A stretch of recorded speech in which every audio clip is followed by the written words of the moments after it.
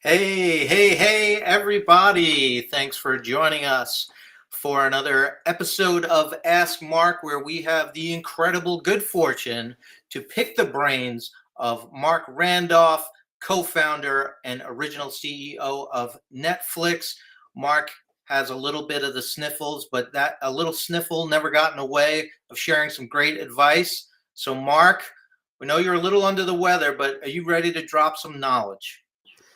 I'm going to do my best, Dan. It's an exciting time and happy to get into it. Awesome. Well, for everyone who is on here, who's been here before, thanks for coming back. For anyone who's new to the program, this is Mr. Mark Randolph, and feel free to ask him any question about your business, from getting started to growing to selling to whatever you want to ask him. You can pop that in the chat, and we will get to as many questions as possible. We've got a bunch already locked and loaded, so we're going to get right into that. But Mark, I want to wish you luck, because I know next week, for those watching, hopefully you've seen our show, Entrepreneur Elevator Pitch. We're going into our new season, and it's filming next week. And if you guys want to catch up on episodes of it, please check out Entrepreneur TV. You could see all the episodes of it there, also on entrepreneur.com. Mark, what are you hoping to hear come out of somebody's mouth when they step into the elevator? Well, Dan, it's season 11 that's coming up to film. So you would think by now people would know what they're getting into. So I basically kind of hope that people get up there and nail that 60 seconds. And it astounds me still that people get into the elevator and don't quite have their act together. But that's what makes for good TV. So tune in, get to watch people be on the hot seat. And ideally get some insight into what really goes into a great pitch, and more importantly, what goes into an investable business. Awesome. Well, we're going to keep things a little tight today, so that we could get to as many questions as possible. So we're going to jump right in. And we had a question from Tina, who said, "What advice would you give to me at age 52, starting a new career in marketing?" And I wanted to couple that with, we got a question earlier from an 18-year-old saying, "What advice do you have for me?" So I guess my big question, Mark, is, does age matter in the advice that you give people? To some degree, age matters, but not in an experienced way. The most important message I have about age is that you should never let that be a reason not to do it. And that advice applies equally whether you're 52 or whether you're 18. I started Netflix when I was 38. I didn't do Looker until I was, I don't know, in my mid 50s. So it's never, ever too late. That said, the 18 has some advantages over a 52-year-old, not necessarily in terms of wisdom or experience, but in terms of risk tolerance. When you're 18, what do you have to lose? For the most part, you're probably living at home. You have no rent, someone else is covering your cell phone bill. You're on their Netflix subscription. When you're 15, it gets a little trickier. Then you probably have a mortgage. You might have school payments, car payments, insurance. You have the weight of life. So it gets harder, but doesn't mean you can't do it. But the great thing about starting now is that you're starting fresh, and each time that I had to jump in and learn something new, the best way to do it is to jump in. I mean, for example, when I kind of came into saying I kind of would like to figure out how to do some mentorship at scale here, and realized a big part of that was social media, the only way to learn it is to do it. And even though I knew I was going to look like an ass for a while, as I tried to figure out how Twitter worked and stop feeling uncomfortable about talking about myself like that, And so whatever it is, start with what's happening now, what you think is going to be happening more in the future, and master that. Because for the most part, you're starting at an equal footing. Hypothetically, AI is going to change the way marketing is done, and no one has more than 18 months experience at that, and so you're not that far behind. Uh, well, I love that, and I'm wondering if you've invented a time machine because that 18-year-old scenario of someone taking care of you sounds really good right now. Yeah, it's true. People, it's one of those things is when you're 18, you can't wait to move out. And Yeah. when you're out, you go, "Oh man, I can't believe how good I had it." Yeah, exactly. Well, you mentioned social media there, and we had a question that came in earlier from Dave Keller. Says social media feels broken to me. What platforms do you think are the best to invest time and effort in? Um, what do you think about that? Well, it's interesting to say that it's broken. I'm not sure it's broken. There's a lot of problems, societal problems, but I'm assuming you're not talking about that. The answer is for what platform to put your time and effort into. It depends. Like any answer I could give, it depends. And partly it requires thinking through in advance what platform is going to be best for the thing you're trying to accomplish. And the second piece is trial and error. So, what I've kind of learned is that for me, the sweet spot is LinkedIn. Um, that is absolutely an audience of people who are extremely receptive to the messages I'm trying to put out. Also, I'm not just don't simply want to ruminate and give my 3 or 4 sentence take on current events. I like to be a bit more in depth, a bit more complicated, a bit more nuanced. And LinkedIn gives you the room to do that. But that's for me. I'm also on Twitter because that is a good way sometimes to reach a lot of people, and a lot of people rely on that for information. And my third platform, for example, is TikTok. And not because I think that is a hotbed of entrepreneurship, purely because that is fun. Because almost anything goes on TikTok. I can be irreverent, I can be funny, I can screw up. Um, so you've got to figure it out. For example, if you're really trying to sell something that requires you being an influencer, that's probably not going to happen on LinkedIn or Twitter, but it could certainly happen on Instagram. Could certainly happen on TikTok. In other words, it depends. But find one, find two, and really focus. But as I said, you've got to try them all, see what resonates, see what is developing an audience.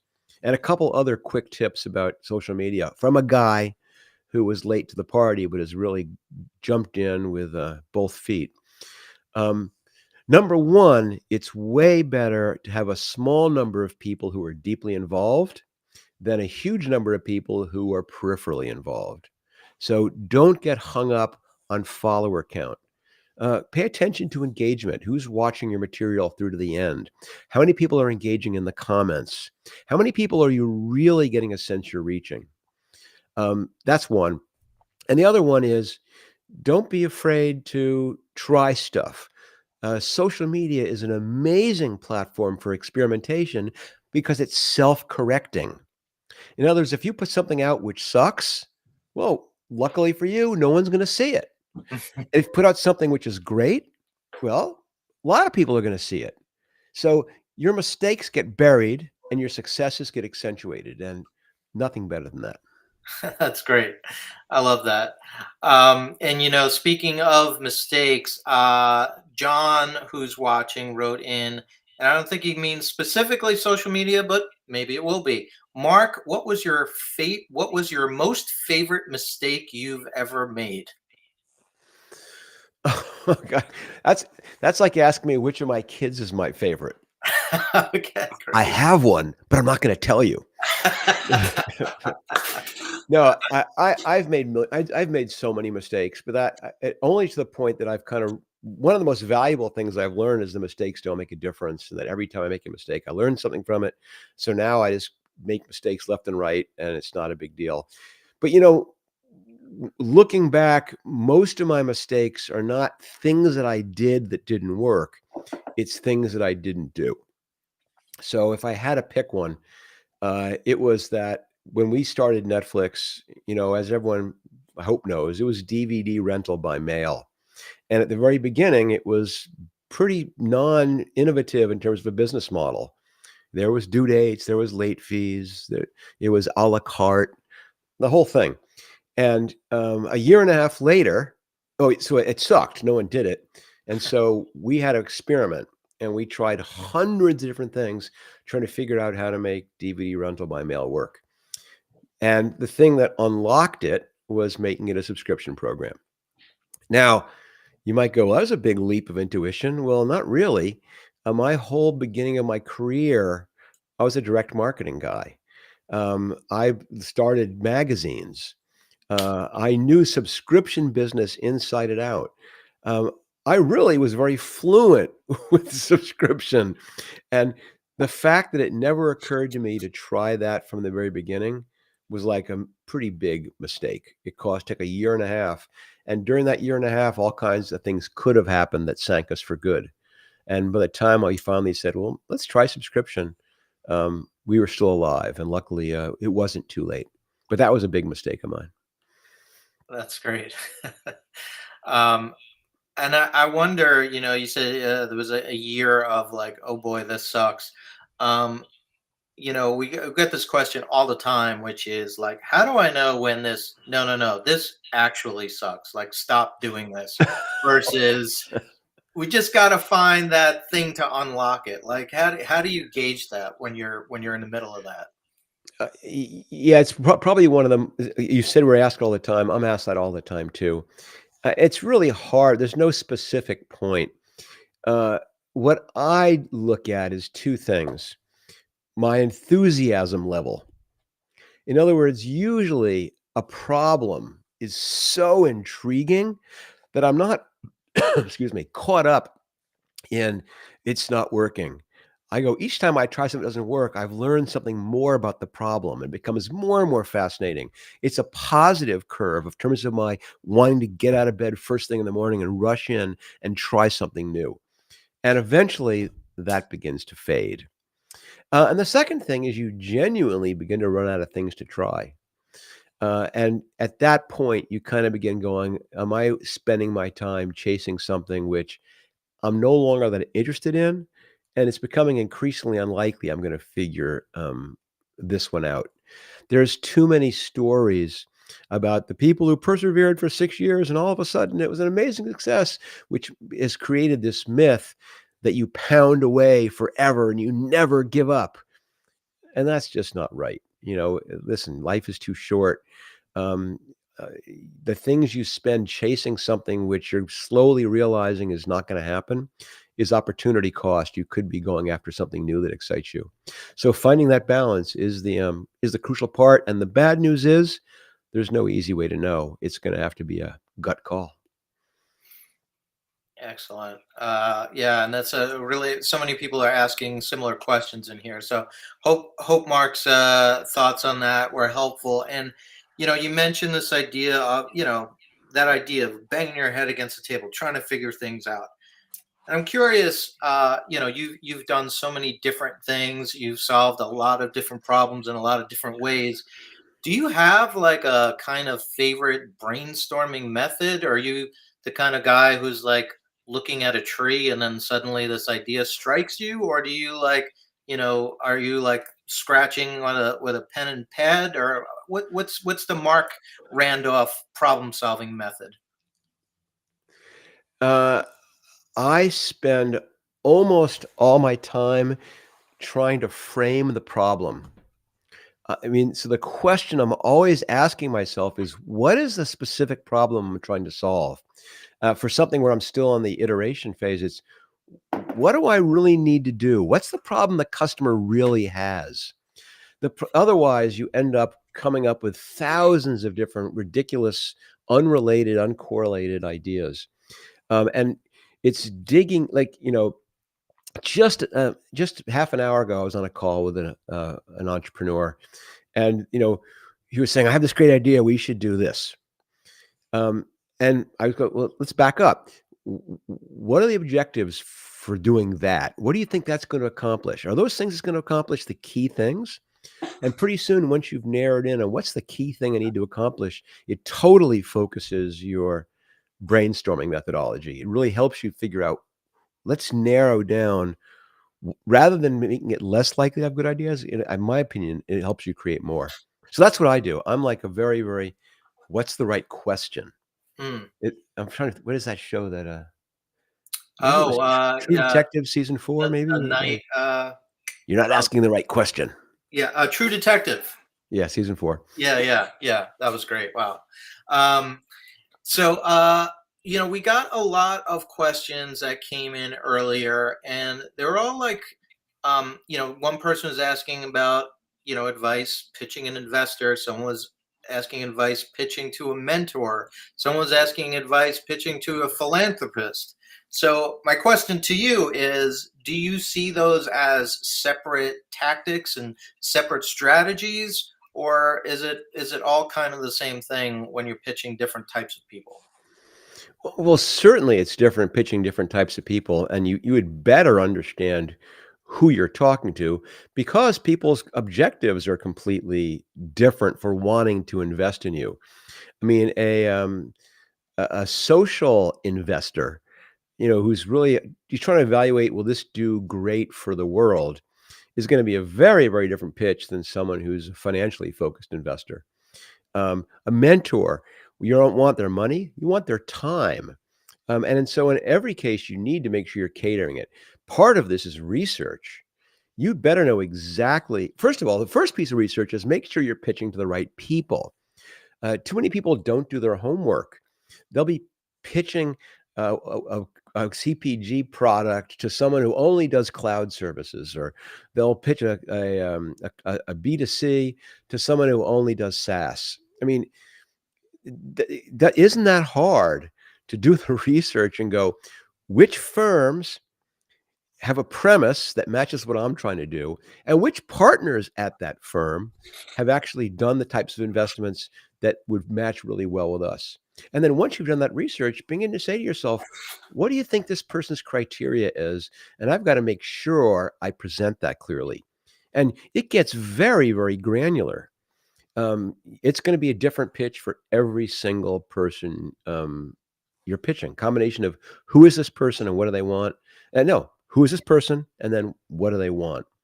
And the more research you do, the better that's going to be. It's absolutely not a one size fits all equation.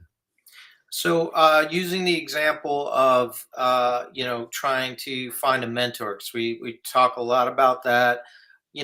What are some specific thoughts you have on, like, as someone who has mentored many people, like, what do you want to hear from someone who's asking, like, will you help me?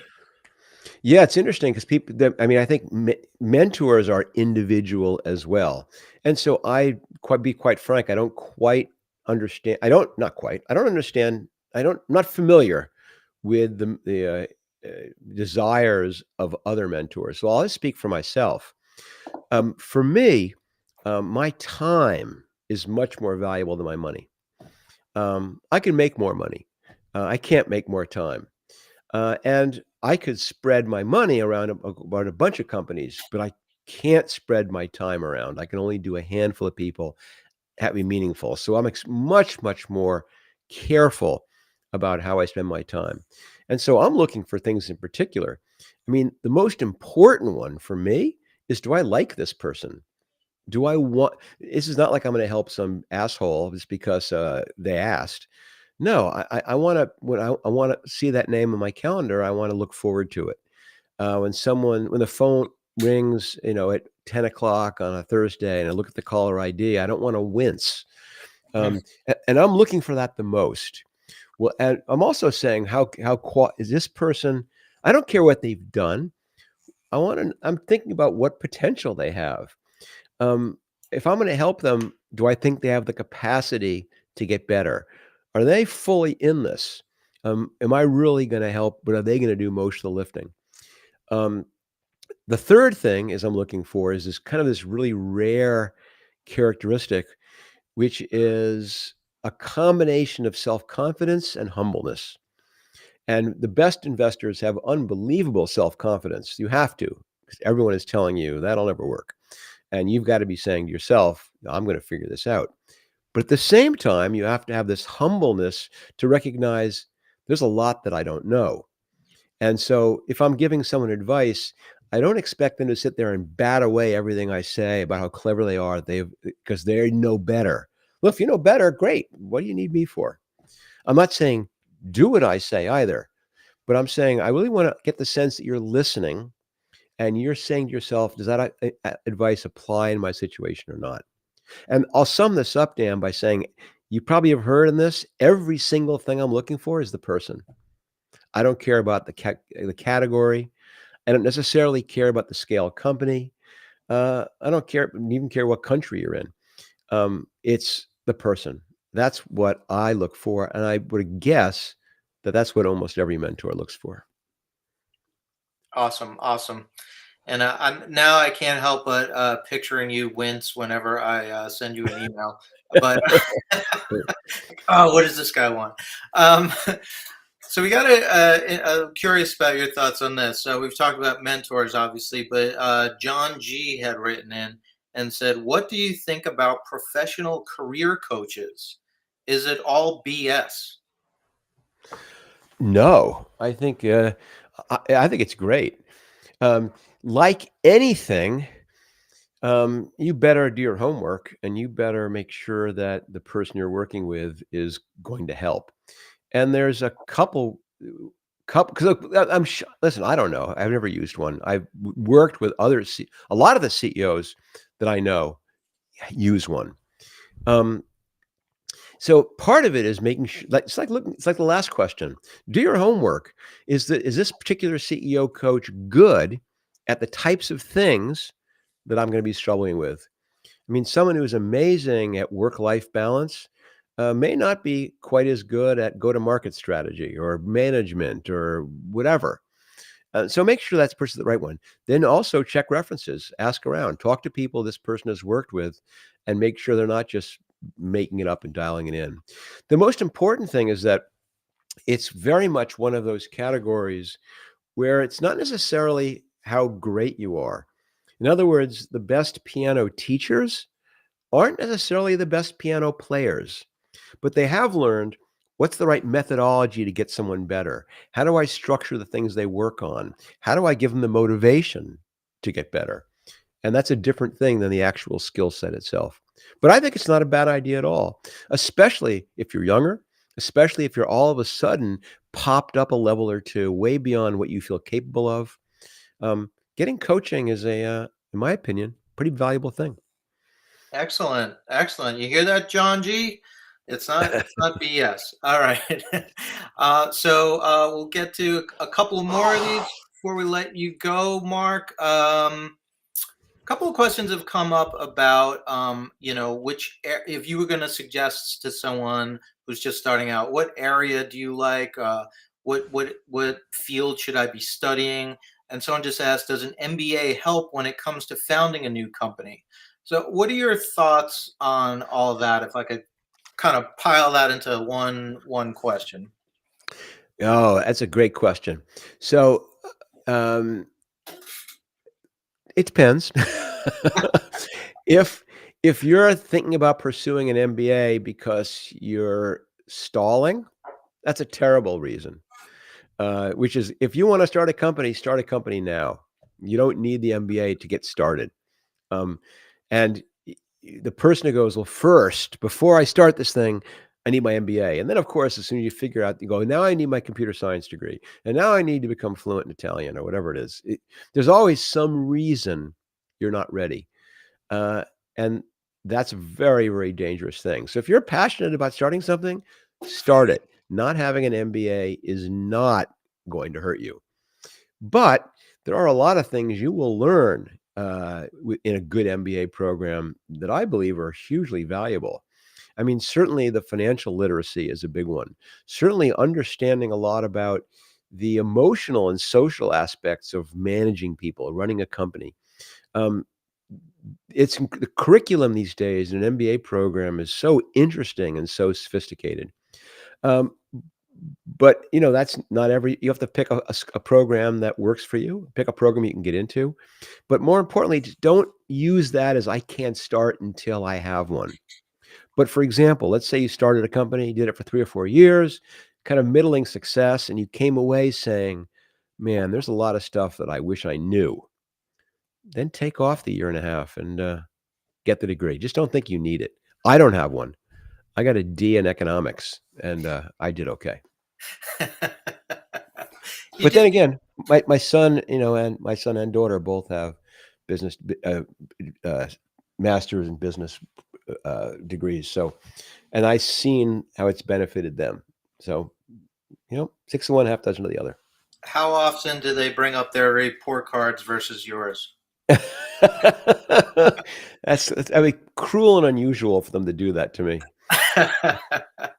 Fantastic. All right, let's get to one more, um, and then we'll let you go. And everyone, thank you. Some really great questions here this session. And um, so someone was asking earlier. This is from Gilbert.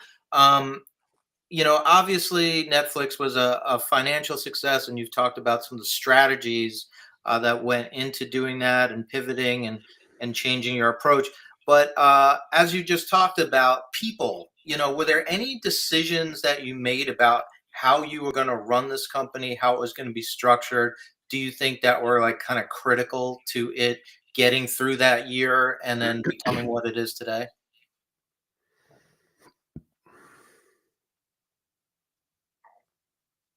I'm thinking because, well, my initial thought, which I was thinking, "Is this really true? Can I really say that?"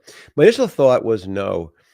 Uh, I said, I told you before, 38 years old when we started Netflix, and it was my sixth company. So I kind of had a pretty good sense of what to do, and I did not need to be deliberate about it. It was kind of intuitive about what are the types of people I wanna hire. How do I motivate them? How do I set direction? What's the role of a CEO and founder as opposed to some other position in the company? And I kind of knew those things, and I kind of just went into it. And each time you do it, it gets easier and gets better. But no, so I guess the quick answer is there was not specific. I'm going to keep it lean. I'm going to make it not lean. It just happened because that's the way I had learned how to manage. And like most skills, you learn not necessarily consciously. You learn by trying stuff and it works, doesn't work, and you begin shifting. And I got to the point now where I had a pretty good sense of how to balance that, set direction, and give people their head versus being all in the details, but you have to be both to some degree. But that's kind of just comes from experience. And then final question is related to that. This is from Michael. Um, Mark, you read people very well. Is being distantly related to Sigmund Freud helpful? Yeah, absolutely. I mean, Uncle Siggy sat me on his knee and said, "Mark, this internet thing is gonna be big. Jump in with the." So, it's funny 'cause it's such a nature versus nurture, and 'cause so yes, Sigmund Freud is my great-granduncle, and my, granduncle, I guess, is, Edward Bernays, who's the founder of public relations, really. So on one hand, you have this person who began really pioneered how people think, and this other guy who pioneered how to change what people think. And then I end up being so deeply immersed in marketing. Um, I have no idea if it's coincidence or not, but boy, it suggests that there is Yeah, some deep connection there. yeah, yeah. Well, is a cigar just a cigar? Yeah. All right, Mark. Well, this was so great as always. We appreciate your time and appreciate everyone who sent in such great questions and tuned in. Of course, well, tune in. Mark, do people tune in anymore? I got to get that out of my. Yeah, that's a good one. My God. But Forget when you had to turn the yeah, dial to exactly. tune in the station.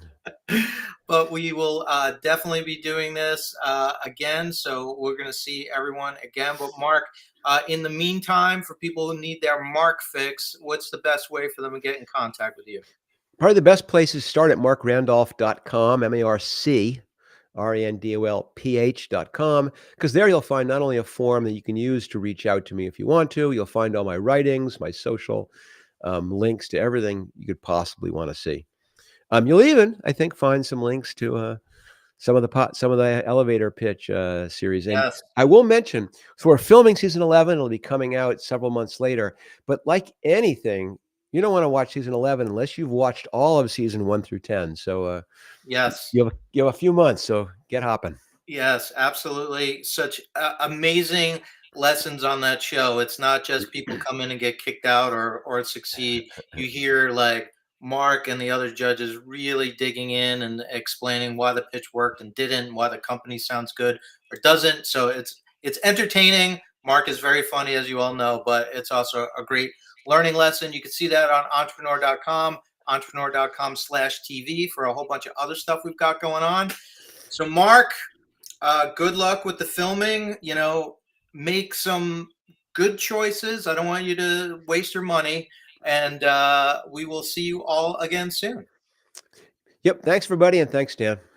All right.